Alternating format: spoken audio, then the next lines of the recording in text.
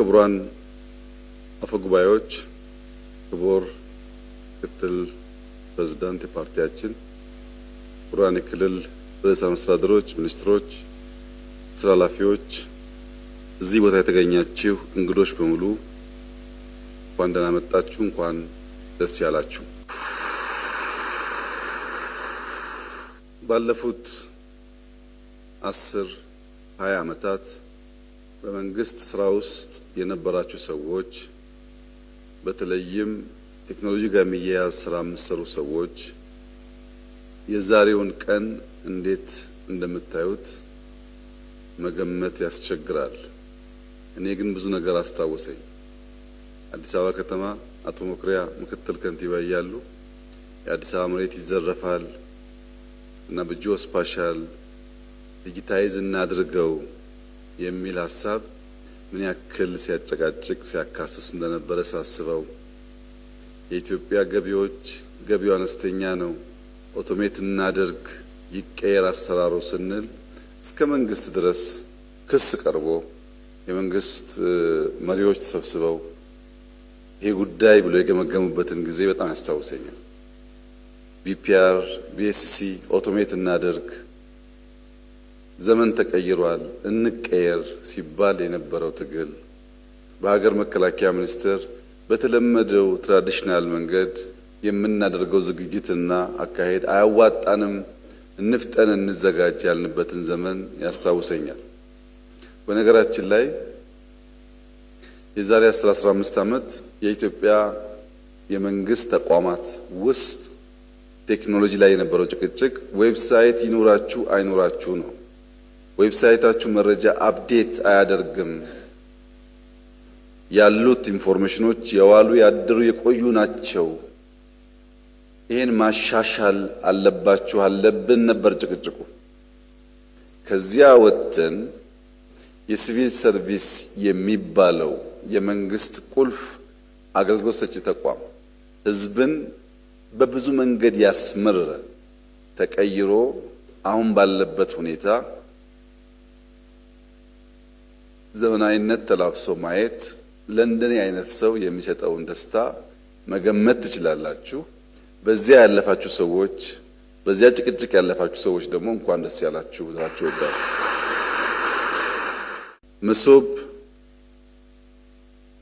የኢኮኖሚ ኢንፍራስትራክቸር ነው። ልክ መንገድ፣ ኤርፖርት እንደምንለው ለአንድ ኢኮኖሚ ቁልፍ መሰረተ ልማት ነው። መሶብን በጥቅል ብቻ ሳይሆን በዝርዝር ማየት ያስፈልጋል። አንድ ዜጋ መታወቂያ ለመውሰድ 30 ደቂቃ የሚወስድ ሰርቪስ ቢሆን ያዘምኖ በ10 ደቂቃ ውስጥ መታወቂያውን ማግኘት ከቻለ ለዛ ዜጋ በነፃ መንግስት 20 ደቂቃ የሚያክል እድሜ ጨመረለት ማለት ነው። ያን 20 ደቂቃ ከፈለገ ሰርቶ ያተርፍበታል፣ አርፎ ተጨማሪ ጉልበት ያገኝበታል፣ ሌሎችም ቁም ነገሮች ሰራበት ይችላል። 20 ደቂቃ ከአንድ ሰርቪስ ለአንድ ዜጋ ማትረፍ ማለት በብዙ ሰርቪሶች ሲሰላ በዚያ ሰው እድሜ ውስጥ ምን ያክል የነጠቅነውን ጊዜ የነጠቅነውን ነፃ እድሜ መልሰን እንደሰጠነው ማሰብ ትችላላችሁ። ጊዜ በጣም ቁልፍ ሀብት ነው። ሰዎች መለስተኛ ሰርቪስ ለማግኘት የምናጠቃቸው ጊዜዎች ሲደመሩ መንግስታት በእነሱ ድክመት ምክንያት አመታትን ከዜጎች ሊወስዱ ይችላሉ። ያንም ያክል ትርፍ የሚያስገኝ የኢኮኖሚ መሰረተ ልማት ነው። ሁለተኛው ሌብነት ነው። እጅ መንሻ የሚጠየቅበት ሰው አግኝተን ስቆ ሲያስተናግድ አሊያም አዝኖ ሲያባርረን የሱን መከፋትና ማዘን ወደኛ እያጋባው ያንን በሽታ ያንን ሸክም ይዘን በብስጭት ወደ ቤታችን ሄደን ቤተሰብ ውስጥ ችግር የምንፈጥር ሰዎች እንደዚህ ያለው የገንዘብ ብቻ ሳይሆን ኔጌቲቭ ኢነርጂን ተሸክመን ከመሄድ የሚያድን ገንዘባችንን ሴቭ የሚያደርግ ጊዜያችንን ሴቭ የሚያደርግ ዜጎች ደስተኛ ሆነው በዚህኛው ስራ ደስታ የሚቀጥለው ነገር እንዲያሳኩ ያደርጋል። ወረስት ኬስ ሲናሪዮ ደግሞ ብንወስድ አንድ ሰው ሰርቪስ ሊወስድ መጥቶ መታወቂያ ሰጪው አበሳጭቶት ካልከፈልከኝ አልሰጥህም ብሎት አስከፍቶት በብስጭት ሄዶ መኪና አስነስቶ ሊጋጭ ሊገድል ሊሞትም ይችላል። ከብዙ ችግር የሚታደግ መሰረተ ልማት። ወደ መንግስት ደግሞ ስንወስደው በተደጋጋሚ የመንግስት ዋነኛ ስብራት ተቋም ግንባታ ነው ያልነውን አንድ ኤጀንሲ ወይም አንድ ሚኒስትሪ ብቻውን ሳይሆን መንግስት እንደ መንግስት የተሰናሰለ የሚናበብ አንድ ኢንቲቲ አንድ ተቋም ያደርገዋል። ባንኮች፣ ገቢዎች፣ ፓስፖርት የሚሰጥባቸው ተቋማት የተለያዩ ተቋማት ሳይሆኑ እንደ መንግስት አንድ ተቋም ሆኖ ከአንድ ቦታ ሰርቪስ ፕሮቫይድ ማድረግ የሚችሉ ያደርጋቸዋል። በዘመን ውስጥ ተወዳድረን የሚገባንን ነገር ለማግኘት ቴክኖሎጂ በጣም ወሳኝ ነገር ነው። ይህ መንግስት የኢትዮጵያን ብልጽግና ለማረጋገጥ 5 ቁልፍ ሴክተሮች ብሎ ከማይኒንግ፣ ከግብርና፣ ከኢንዱስትሪ፣ ከቱሪዝም እኩል ቴክኖሎጂም አንዱ ዋናው ፒላር ነው ያለበትን ቀን እና ጊዜ ሳስበው ይገርመኛል። ምክንያቱም ያኔ እንደ እብደት ይቆጠር ነበር። ያኔ ስንወያይ ቴክኖሎጂ በዚህ ፍጥነት ኢትዮጵያ ውስጥ እያንዳንዱን ዜጋ ኢምፓክት ማድረግ ይችላል ብሎ የሚያምን 2-3 ሰው ማግኘት ከባድ ነበር። የኢትዮጵያ ፌዴራል ፖሊስ ከቦሌ እስከ ዋናው መስሪያ ቤት የሲሲቲቪ ካሜራ እንዲያስገባ የዛሬ 20 ዓመት ገደማ ጥያቄ ቀርቦ ፌዴራል ፖሊስ ክፍያ መክፈል አልችልም ብሎ በነፃ ሰርቪሱን ከቦሌ እስከ ፌዴራል ፖሊስ ለመዘርጋት ለወራት የነበረውን ፍትጊያ ልነግራችሁ አልችልም። ከትናንትና ወዲያ ግን አንድ የሚገርም ነገር ገጠመኝ። የኛ መስሪያ ቤት እንግዶች የሆኑ ሰዎች ለስራ መጥተው ለመጀመሪያ ጊዜ ኢትዮጵያ የመጡ ናቸው ከውጭ ሀገር። ቀን ተዘዋውሮ ሪቨርሳይድ የከተማ ኮሪደር አይተው በኢትዮጵያ ተደንቀው እንዴት የምታምር ሀገር ናት ብለው ማታ ላይ ከሀያት ሆቴል ወጥተው ወክ ሲያደርጉ 2-3 ሰዎች በጋራ ሄደው ሞባይላቸውን ይሰርቁባቸዋል። ቀኑ ሙሉ ሲያደንቁ ሲያመሰግኑ ነበር የዋሉት ልጆቹ። ማታ 4 ሰዓት ገደማ ሞባይል ተወሰደባቸው። 4 ሰዓት ከ5 4 ሰዓት ከ10 ለአዲስ አበባ ፖሊስ ተደወለላቸው። ብታምኑም ባታምኑም 9 ሰዓት ከ5 ሰዓት በኋላ 9 ሰዓት ላይ አንኳኩቶ የአዲስ አበባ ፖሊስ ሞባይላቸው መለሰላቸው።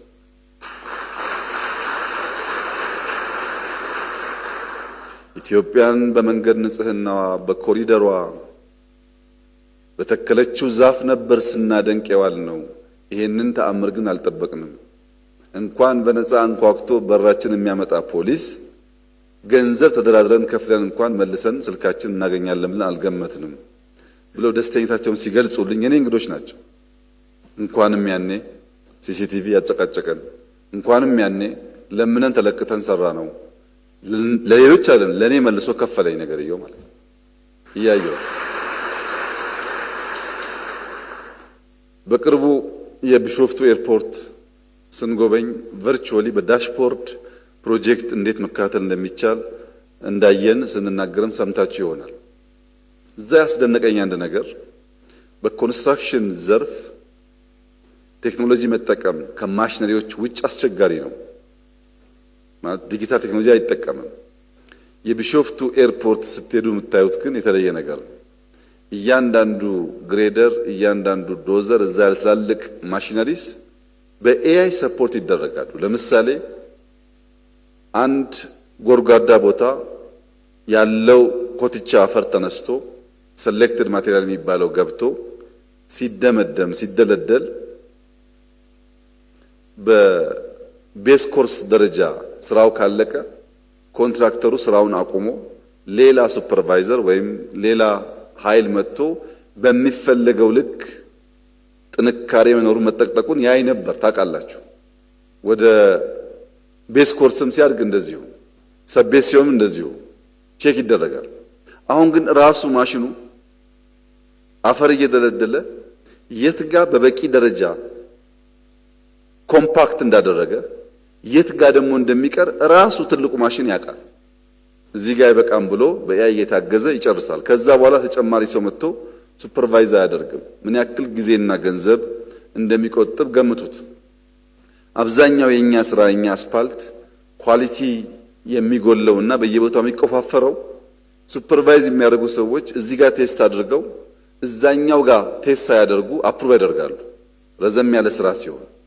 ማሽኑ ግን በእያንዳንዱ ሳንቲሜትር ራሱ እያየ እዚህ ጋር የኮምፓክት ደረጃው ያንሳል ስለሚል አስፓልቶቻችን በዚያ ቴክኖሎጂ ቢሰሩ ባጠረ ጊዜ ውስጥ አይፈርሱም ማለት ነው። የማይነካው ነገር የለም። ከሳምንት በፊት አይታችሁ እንደሆነ አላቅም፣ ክራቤቶች የጀመረው የስሪዲ ቤት አሰራር አለ፣ በማሽን የሚሰራ አንድ ቤት በስሪዲ እያተሙ መስራት የሚያስችልን ቴክኖሎጂና እውቀት ኢትዮጵያ ውስጥ አየን። ሃውሲንግ የቤት ችግር ለኢትዮጵያውያን ስቃይ ነው። ስሪዲ ተጠቅመን ቤት የምናበራክት ከሆነ እያንዳንዱን ዜጋ እነካለን። የኛ መሰረተ ልማት ግንባታ ስርዓት ጥራት ያለው ለትውልድ የሚሸጋገር አይደለም። እንደምታውቁት ይሰራል፣ ሽሮ ፈሰስ ባይሆንም ይፈራርሳል። ያን የሚቀይር ዘመናዊ ማሽኖች ኖረው ጥራት ያለው ኢንፍራስትራክቸር ከገነባን 20-30 ዓመት ያገለግለናል። ዜጎች ለመታወቂያ ለፓስፖርት መከራ ከማየት ጊዜ ሴቭ ያደርጋሉ። በድምሩ ቴክኖሎጂ የማይነካው ሴክተር የለም። ግብርናችን እየነካ ነው፣ ኢንዱስትሪ እየነካ ነው፣ ማይኒንግ ሴክተር እየነካ ነው። ቱሪዝም በጣም በብዙ የተሳሰረ ነው። ቴክኖሎጂ ሴክተር የኢትዮጵያን የፋይናንሻል ሴክተር ዛሬ ከ55 ሚሊዮን ሰዎች ዜጎች በላይ በሞባይል መኒ በትሪሊየን የሚቆጠር ገንዘብ ትራንዛክት ሲያደርጉ የምታዩ ሰዎች አቅላችሁ አትመልከቱት። የዛሬ 19-18 ዓመታት የኢትዮጵያ ንግድ ባንክ ገንዘብ ከአንድ ብራንች ወደ ሌላ ብራንች በፋክስ በሚልክበት ዘመን ኦቶሜት እናርግላችሁ የሚለው ጥያቄ ወደ ፕራይም ሚኒስተር ኦፊስ ደረጃ ክስ ቀርቦ ተከሰን ተወንጅለንበት በመከራ ያሳካነው ጉዳይ ነው። የኢትዮጵያ ንግድ ባንክ በቀላሉ ገንዘብ ከአንድ ጫፍ ወደ ሌላ ጫፍ ትራንስፈር ማድረግ የቻለበት ሂደት በዋዛ ይመጣ አልነበረም። ያኔ በዘመኑ ብርቅ ነበር። አሁን ግን ሞባይል ምን ይመጣ፣ ሰው ከቤቱ ሳይወጣ ባንክም ሳይሄድ ገንዘብ ትራንስፈር ማድረግ የሚያስችልበትን ኢምፓክት ቴክኖሎጂ አምጥቷል። ይህ ሴክተር አሁንም በዘገየነው ልክ ሳይሆን ተሽቀዳድመን በሚገባን ተርታ እንድንቆም የማድረግ ብቃቱ ከፍተኛ ነው። ለምሳሌ በአፍሪካ ውስጥ አሁን ባለው ሁኔታ 2፣ 3፣ 4 ሀገራት የቨርቹዋል ሰርቪስ ወይም በአንዳንድ ሴንተር የሚሰጥ ሰርቪስ አላቸው። መሶብ አይደለም። ለምሳሌ ውጭ ጉዳይ ሄዳችሁ ውጭ ጉዳይ የሚመለከት ኦቶሜት የሆነ ሰርቪስ የሚሰጥ ተቋም ያለባቸው ሀገራት አሉ፣ በጣም ጥቂት ናቸው። በአፍሪካ ደረጃ ልክ እንደ መሶብ ዩኒፋይድ የሆነ ሁሉም ሰርቪስ ከአንድ ቦታ የሚሰጥበት ሀገር ግን የለም። ለአንድ ኤጀንሲ፣ ለአንድ ሚኒስትሪ፣ ለአንድ ተቋም ይሰጡ የሞከሩ አሉ። የኛ የሚደንቀው በአንድ ዓመት ጊዜ ውስጥ አንድ ብለን ጀምረን 70 ብራንች መድረሳችን ነው። 70 ብራንች በአፍሪካ ሳይሆን እንደ ልምድ መውሰጃ ብለን የንባቸው ሀገራት በ10-15 ዓመታት 70 አልደረሱም። 10-15 ብራንች ነው የደረሱት። ስኬሉ ይገርማል። ያ ደግሞ በተሟላ ሁኔታ ሳይጠናቀቅ ወደ ባስ እንቀይረው፣ ባስ የመሶብ ሰርቪስ ይስጥ ብለን ከጀመን 3 ወር ገደማ ነው። የዛን ዕለት ባስ መሆኑ ብቻውን በቂ አይደለም፣ ኤሌክትሪክ ባስ መሆን አለበት። የጋዝ ስላወጣን የጋዝ ባስ መሆን አለበት ብለን ነበር። 3 ወር ሳይሞላ አሁን ውጪ የጋዝና የኤሌክትሪክ መሶብ ማየት ይቻል። ከሁሉም ይደንቀው ደግሞ በአፍሪካ በሁሉም መስክ የመጀመሪያው የሆነው ዩኒፋይድ መሶብ አፕ ነው። በስልክ አንድ ሴንተር ሄዶ መገልገል አስደናቂ መሆኑን ተደንቀን ሳንጨርስ ዜጎች ከስልካቸው ላይ አንዳንድ ጉዳይ ካላቸው ከቤታቸው መገልገል የሚያስችል መሶብን ከሴንተር ከባስ ወደ ሴልፎን ወደ ሞባይል ያስገባ ነው። ይህ በዓለም ደረጃ በጣም ጥቂት ሀገራት የደረሱበት ደረጃ ነው። ምክንያቱም በሁሉም በቴክኖሎጂ ባደጉ ሀገራት ውስጥ ትልቁ ችግር ዳታን ከአንድ ተቋም ወደ አንድ ተቋም ያለውን መቀያየር መለዋወጥና የዳታን ኤክስቼንጅ በበቂ ደረጃ መገልገል አለመቻል ነው። ብዙዎች ጋር ዳውን ሳይድ ሆኖ የሚነገረው ይህንን ነገር የሚፈታው ስልክ የተለያዩ ተቋማትን ሰርቪስ በአንድ ስልክ መገልገል ከቻል ቀጥሎ የሚጠበቅብን ጉዳይ እነዚህን ዳታዎች የምናከማችበት አንድ ቦታ መፍጠር ነው። ከዚህ ቀደም ብየዋለሁ።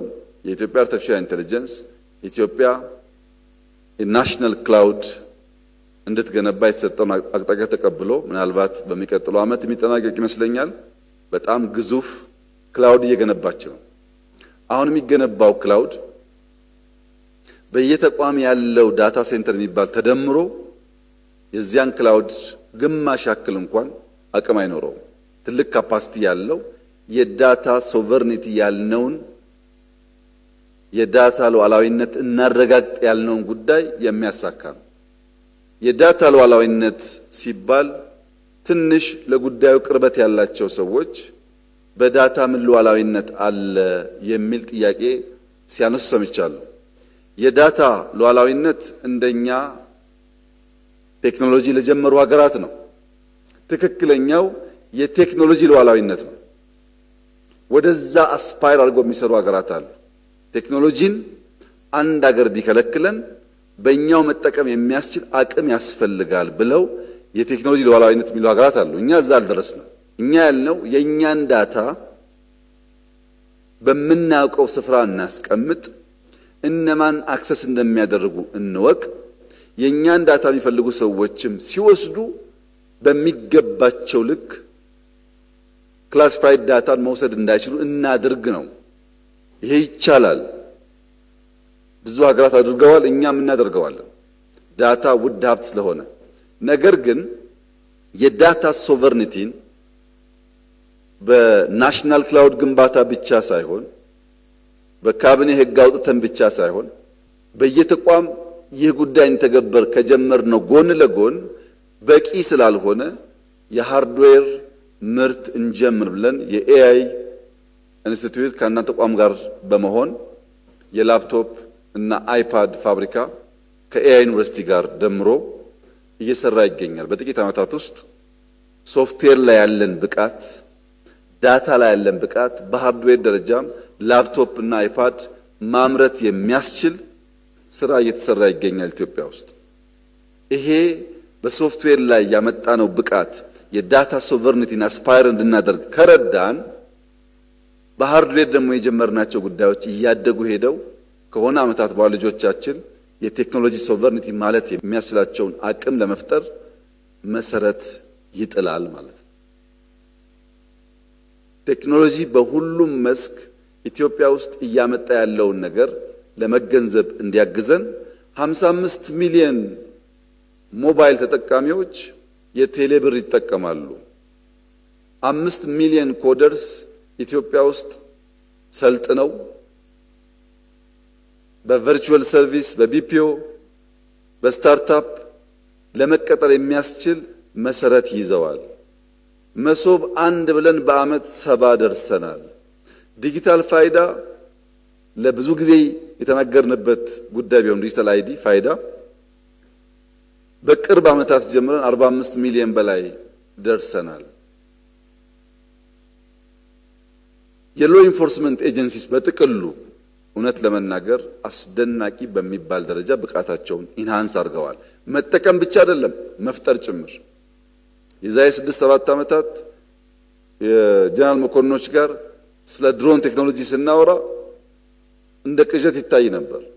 መጠቀም ስንጀምር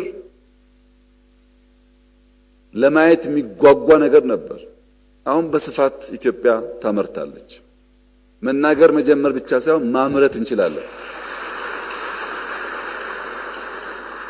እነዚህ ጉዳዮች ልጆቻችን በተለመደው ፔስ እንዳይጓዙ ብቻ ሳይሆን የምንመኘውን ብልጽግና፣ የምንመኘውን ሉዓላዊነት፣ የምንመኘውን የጸና ሀገር ግንባታ ለማረጋገጥ በእጅጉ የሚያግዝ ጉዳይ ስለሆነ ሁላችንም ይሁነን ብለን ከልባችን ወስደን ልንሰራበት የሚገባ ጉዳይ እንደሆነ በአንክሮ ማሳሰብ እወዳለሁ።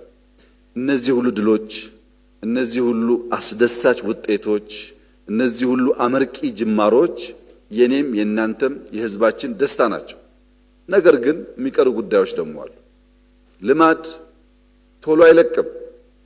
መሶብ ሰራን ብንልም አሁንም ዛሬም ሰዎች በእጅ መንሻ ምክንያት ዜጎች ይማረራሉ። በዘንድሮ ምርጫ የኢትዮጵያ ሕዝብ ከሌሊት እስከ ሌሊት ተሰልፎ ስለ ሀገሩ ያለውን ፍቅር፣ ስለ ሀገሩ ያለውን ክብር፣ ስለ ባንዳነት ያለውን ጥላቻ፣ ስለ ተቋማዊነትና ሰላም ብልጽግና ያለውን ጉጉት በተግባር ሲያሳይ በአንድ ቋንቋ የተናገረው መልእክት እድል ብንሰጣቸው ሰርቪስ አሻሽለው ሌብነት ቀንሰው ልማት አፋጥነው ልጆቻችን በበቂ ስራ እንዲይዙ ማድረግ ይችላሉ የሚል እምነት በመያዝ ነው። ይህንን እምነት በከፍተኛ የኃላፊነት ስሜት መያዝ ይኖርብናል። የኢትዮጵያ ሕዝብ ማክበር፣ ላከበረው ዋጋ መክፈል ካልመሰለው ደግሞ የተቃረነውን ማድረግ ይችላል። አሳይቷል። ይሄ ስላከበረን አብዝተን ማክበር፣ ስላከበረን አብዝተን ማገልገል፣ ስላከበረን ባከበረን ልክ ታምነን መገኘት ካልቻል አይቀጥልም ጉዳዩ። ያ እንዲሆን ሁሉም የሥራ ኃላፊዎች በከፍተኛ የኃላፊነት ስሜት ድሮ ከምናረገው በላይ ውጤታማ መሆናችንን ማረጋገጥ ያስፈልጋል። አሁንም ሰርቪስ የሚማረሩ ዜጎች አሉ። አሁንም በሌብነት የሚማረሩ ዜጎች አሉ። አሁንም ስቆ ማስተናገድ ኢትዮጵያ ውስጥ ችግር የሆነባቸው ቦታዎች በጣም ሰፊ ናቸው። እያንዳንዱ ተቋም እዚህ ያላችሁ ስማችሁ ይነሳል በዚህ ጉዳይ። ይሄን ፈትሾ ቴክኖሎጂን አስፋፍቶ ተጠቅሞ የኢትዮጵያ ሕዝብ ችግር መፍታት የኔ የናንተ የሁላችን ኃላፊነት እንደሆነ ማሰብ ያስፈልጋል። መሶብ ሰራን ማለት የሕዝባችን እርካታ ጫፍ ደረሰ ማለት አይደለም። ጅማሮ ያስደንቃል ነው ያልነው። በዚህ ፍጥነት እድገታችን ያስደምማል ነው ያልነው እንጂ በቃ አላልንም። ለሲቪል ሰርቪስ ኮሚሽነር ለመሶብ ኃላፊ ያለኝ መልእክት እስካሁን የሰራችሁት ስራ አስደማሚ ነው። ከአንድ ሴንተር ወደ ባስ፣ ከባስ ወደ ዩኒፋይድ አፕ ማደጋችሁ ደስ ይላል።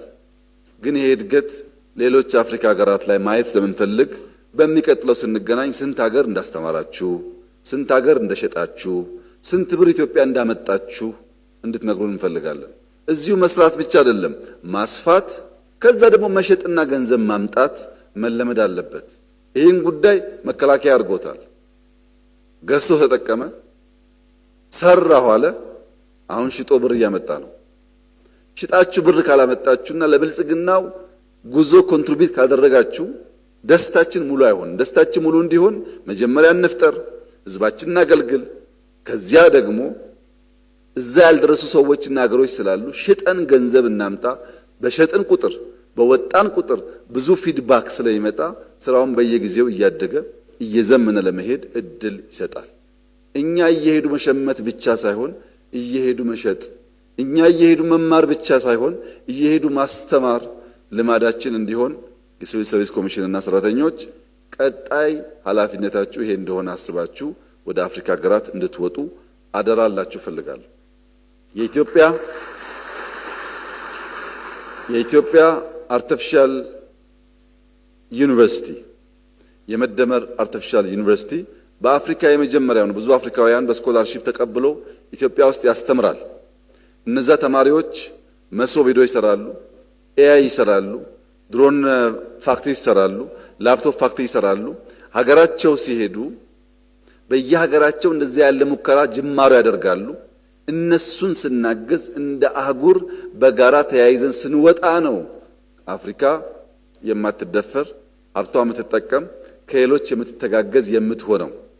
ሉዓላዊነት ስንል ከሌሎች አንማርም አናስተምርም ማለት ሳይሆን አውቀን እንሰጣለን፣ አውቀን እንገዛለን ማለት ነው።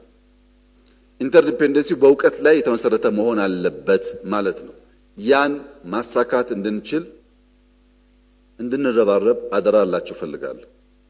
እጅግ የተወደዳችሁ የሥራ አመራሮች የዛሬ 6 ዓመት ስንዴ ኢትዮጵያ ውስጥ ማምረት አለብን መግዛት የለብንም ስንል የነበረን የስንዴ ማምረት ብቃት ውስን ነበር። ትልቋ ስንዴ አምራች አፍሪካ ውስጥ ግብጽ ነበረች። 9.7 ሚሊዮን ቶን በአመት ታመርታለች። እኛ በጣም እናንስ ነበር። ዛሬ ኢትዮጵያ 33 ሚሊዮን ቶን በአመት ታመርታለች። ከሁለተኛዋ ግብጽ ከ3 እጥፍ በላይ ከሁለተኛዋ ግብጽ ከ3 እጥፍ ትበልጣለች። ሞባይል መኒ ስንጀምር ኤምፔሳ የኬንያው ከኛ በብዙ ይልቃል። አሁን እኛ እንበልጣለን። ኮሪደር አዲስ አበባ ስንጀምር ታውቃላችሁ ፍትጊያውን። ዛሬ አርባ ምንጭ፣ ሐዋሳ፣ ጅጅጋ፣ ድሬዳዋ፣ ሐረር፣ ጅማ፣ ባህር ዳር፣ ደሴ፣ ጎንደር በየሄንበት በብዙ ከተሞች ቢሾፍቱ፣ አዳማ፣ ነቀምቴ በብዙ ከተሞች የሄደበት የስኬል ፍጥነት ብዙዎች ገንዘቡን ከየት ታመጣላችሁ፣ በምን ገንዘብ ትሰራላችሁ የሚል ጥያቄ እስኪያስነሱ ድረስ ሰፊ ሆኗል። የብዙ አፍሪካ ሀገራት ልምድ የሚወስዱበት ጉዳይ ሆኗል። በስንዴ በከተማ አሁን በመሶብ በኤአይ ዩኒቨርሲቲ በብዙ ጉዳዮች ኢትዮጵያ በአፍሪካ ተምሳሌት ትሆናለች ያልነውን ራዕይ ቅዠት ሳይሆን የሚጨበጥ እውነት ማድረግ ስለቻል ወደ ትክክለኛው ብልጽግና እስክንሄድ ድረስ ደግሞ የበለጠ ትጋት፣ የበለጠ ልፋት፣ የበለጠ ስራ ከኛ እንደሚጠበቅ አስበን በርብርብ እንድንሰራና ኢትዮጵያና ኢትዮጵያውያን የኩራት ምንጭ እንዲሆኑ የጸና ለልጆቹ ደህንነትን የማያወርስ አገር እንዲሆን ከዚያም አልፎ ለጸረ ኮሎኒ ትግል ለአፍሪካ ያደረገውን አስተዋጽኦ ለጸረ ደህንነት ትግልም ተመሳሳይ ድጋፍ ማድረግ የሚችል ሀገር እንዲሆን በጋራ እንድንረባረብ አደራ እያልኩ ተስፋን ከመትከል እንዳትቦዝኑ። ተስፋን ስንተክል መሶብን እንዴት ማሳደግ እንዳለብን፣ በምግብ ራስ መቻል እንዴት ማደግ እንዳለበት፣ የዳታ ሉዓላዊነት መረጋገጥ እንዴት እንዳለበት፣ የከተሞች ስራዎቻችን እንዴት ማደግ እንዳለባቸው እያሰብን ተስፋን ክረምቱን እንተክላለን። ህዝብ የሰጠን አደራ ገምግመን ለይተን ራሳችን እናጠራለን። በተሻለ ቁመና በተሻለ ብቃት የሚቀጥለው 5 ዓመት ኢትዮጵያን በአስተማማኝ መሰረት ላይ ማስቀመጥ ስራ እንሰራለን። ይህ ደግሞ የሚሆነው በመደመር ብቻ ነው። ይህ ደግሞ የሚሆነው አብሮ በመቆም ብቻ ነው። ይህ ደግሞ መሆን የሚችለው እስላም፣ ክርስቲያን፣ አማራ፣ ኦሮሞ፣ ትግሬ፣ አፋር አይደለም፣ ኢትዮጵያዊ በመሆን ነው። ያንን በማድረግ የኢትዮጵያን ብልጽግና በጋራ እንድናረጋግጥ ተስፋ እንድንተክል አደራ አላችሁ ፈልጋለሁ። ስለሆነው ስላገኘነው ድል እጅግ አድርጌ ላመሰግናችሁ ፈልጋለሁ። የሚጠበቅብን ግን ከዚህ የበለጠ መሆኑን ደግሞ ላሳስባችሁ ፈልጋለሁ። እስካሁን የመጣው ድል የኢትዮጵያ ሕዝብ ከሚጠብቀው 1% ብቻ ነው። ለቀሪው በጋራ እንረባረብ። እጅግ አድርጌ አመሰግናለሁ።